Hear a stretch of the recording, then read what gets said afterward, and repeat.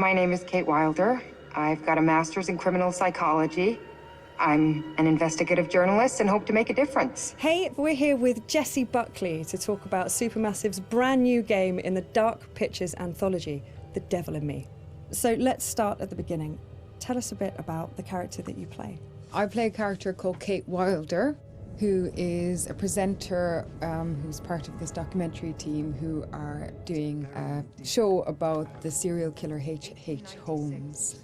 America's first serial killer confessed to 27 murders. The number grew significantly. Nearly 200 lives. I'm a serial killer documentary watcher. Is that your jam too? Yeah, I'll watch a serial killer documentary. Right? It's really relaxing. Like, okay, cool, Yeah, I can it's chill kind out. of fascinating why we're all addicted to kind of those stories. We need a plan. Forget his games, traps, all that bullshit. Think about the killers we've covered. There's always a weakness. I'm not playing detective, I just want to survive. Playing detective is how we survive. So what interested you in the role of Kate? Well, to be honest, I've never played a video game in my life, and I had no idea what the hell the world was. Oh, wow. Okay. So that was firstly why I kind of was like, oh yeah, that sounds new and fun. And yeah, and then I read the script and talked to Alita, who's our director, and it just seemed like a really lovely thing to be part of and something new and fun. And I can't believe how they create this world. Action. You know, usually I just get a script and it's like 70 to 100 pages long, but there's like 300 pages in one script. It's unbelievable. So as you kind of mentioned, the game has multiple branching paths, so your character could end up in any number of situations.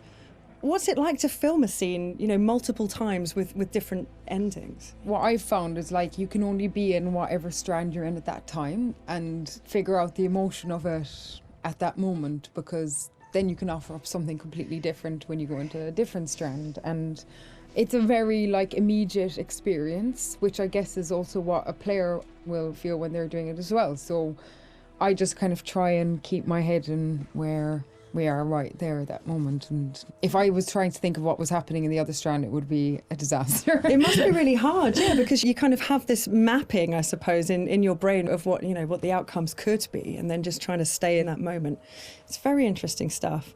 So many things can happen to characters in the Dark Pictures anthologies. How do you make sure that Kate is always Kate, no matter what she's kind of faced with? Well, I guess before we started, we did a big read-through with everybody, so it was good to kind of get a handle on who she is in the context of the environment she's in, but also the relationships that are in the world as well.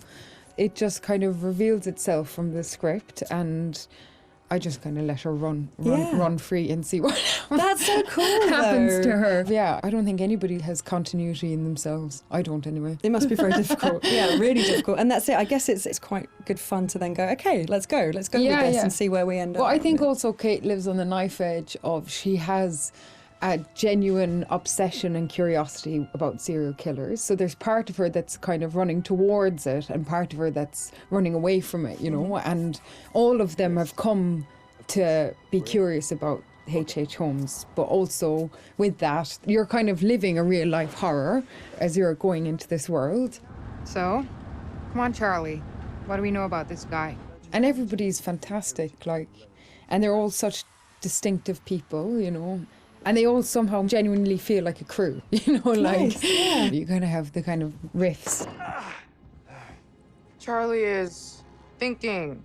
She looks a lot like a temper tantrum. And the new fledgling loves, and then the kind of creeping horror of your life. What are you doing with your life? Sounds very familiar. Yeah, I think I've been there at 3 a.m. What is all of this? Okay, so let's talk about the setting that Kate finds herself in. I've heard something about murder castles, and I'd like to know more. So the production company that Kate works for, Lonnet Entertainment, they get a mysterious call from a stranger who says that he's basically made a replica of H.H. Holmes' murder castle. Wicked. And invites them to come and document it because he knows that they're interested in serial killers. And Lonnet Entertainment, which is run by a character called Charlie, is kind of hard up, but only Charlie knows that. And so even though Kate is a bit kind of resistant to go because it just feels like another kind of fuddy-duddy thing, they agree to go to this island as one last kind of hurrah.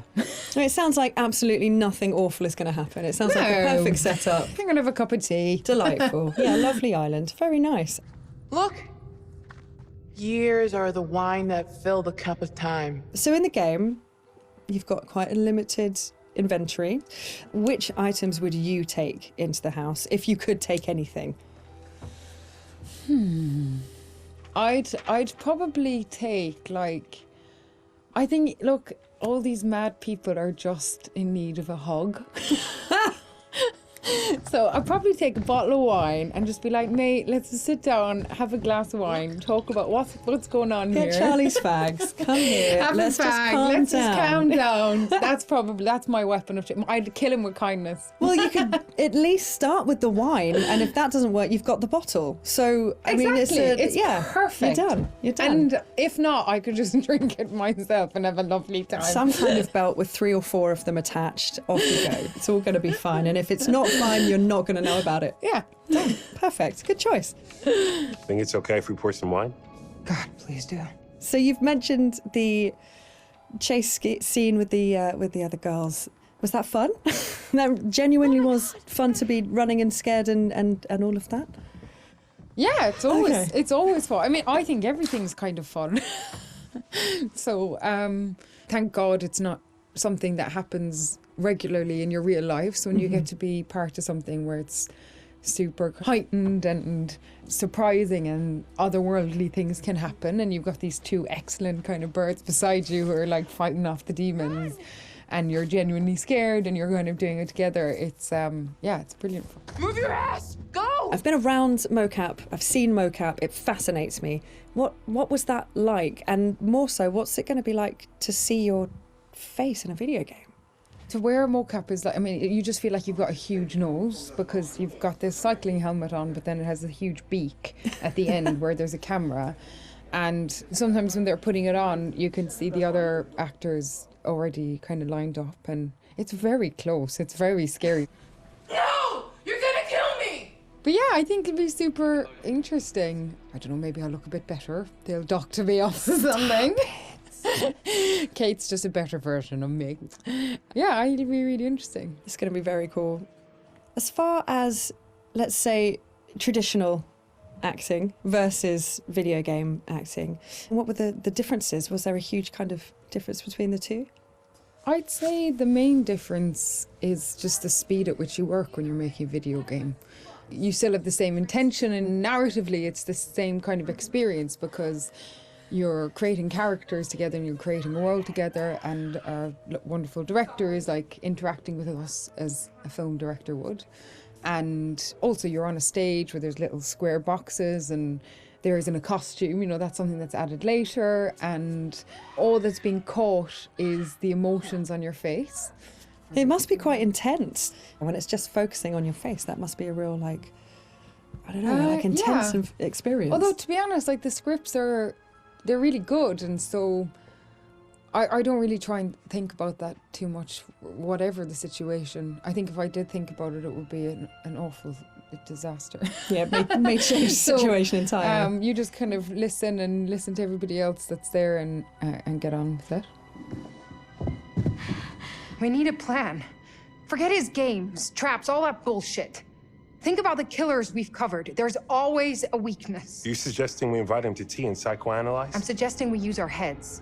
We play his games, we'll lose. It's our best shot.